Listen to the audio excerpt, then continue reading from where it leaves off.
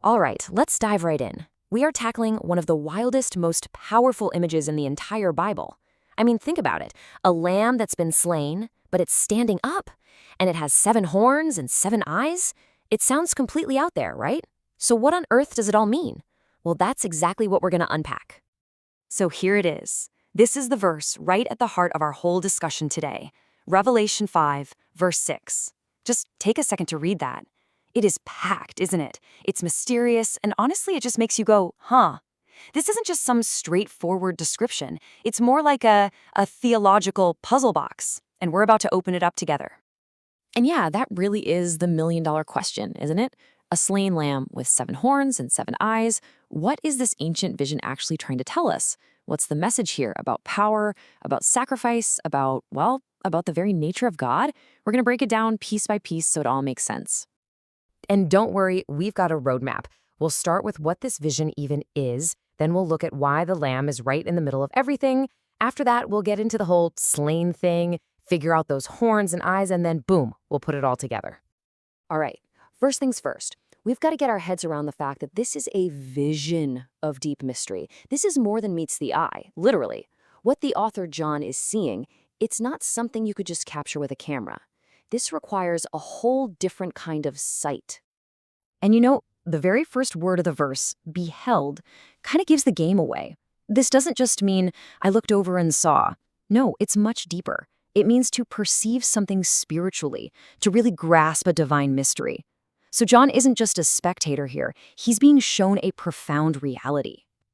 And this idea of spiritual sight, it's not a one-off thing. You see it pop up elsewhere. Like in Ephesians, it talks about having the eyes of your understanding opened up or enlightened. And that's really the key to unlocking a book like Revelation. It's a spiritual book, so it demands a spiritual way of seeing. Okay, so we've established how John is seeing. Now let's talk about what he's seeing. And the setting of this vision, it is absolutely crucial.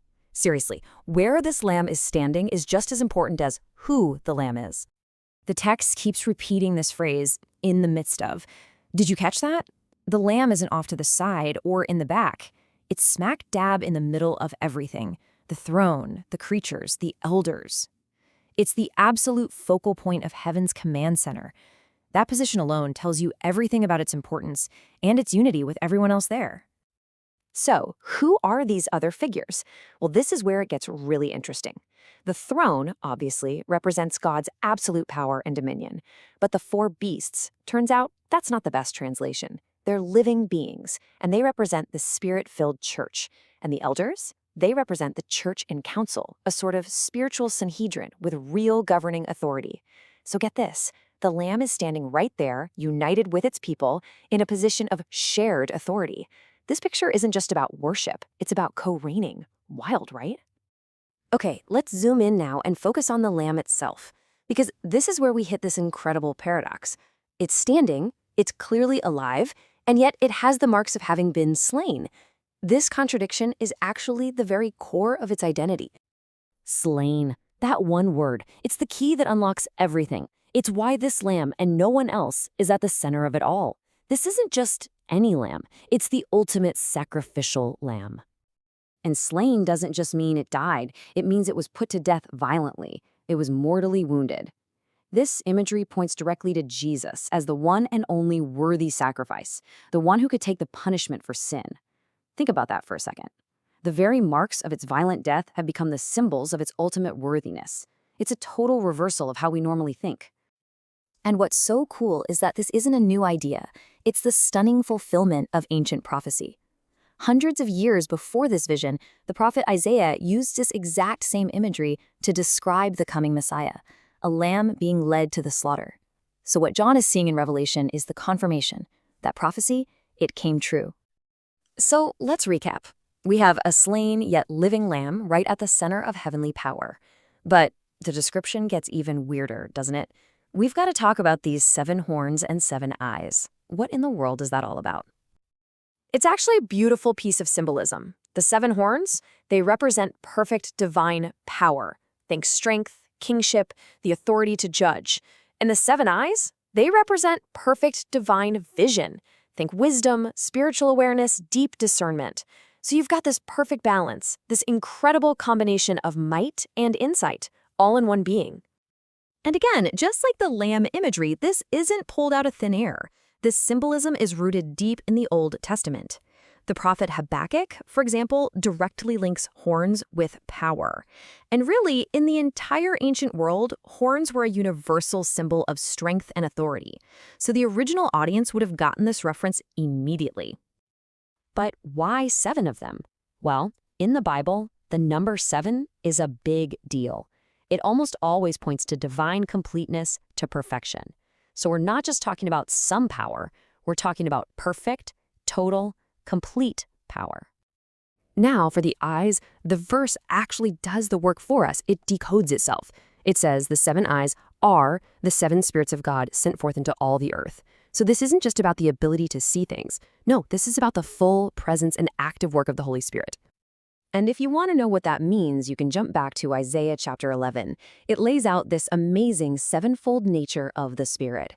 Just look at this list: the Spirit of the Lord, of wisdom, of understanding, of counsel, of might, of knowledge, and the fear of the Lord.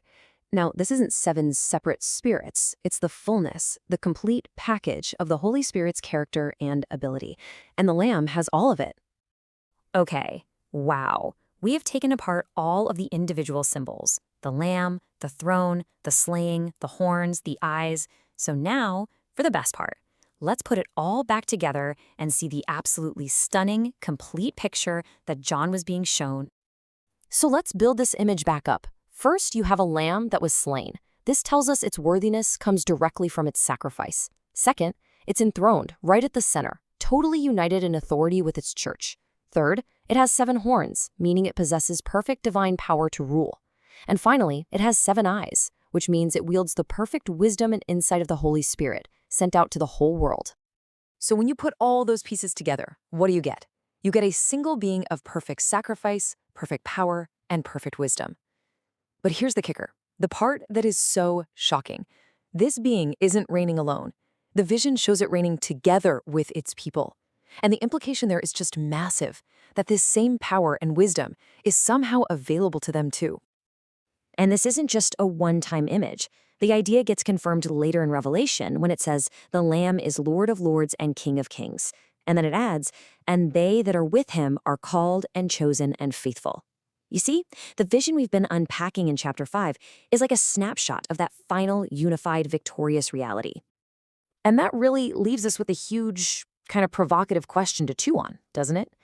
If this vision truly shows a shared authority, what does that actually mean for us today? What would it look like in our day-to-day lives to actually walk in that kind of divine wisdom and sacrificial power? Now that is something to think about.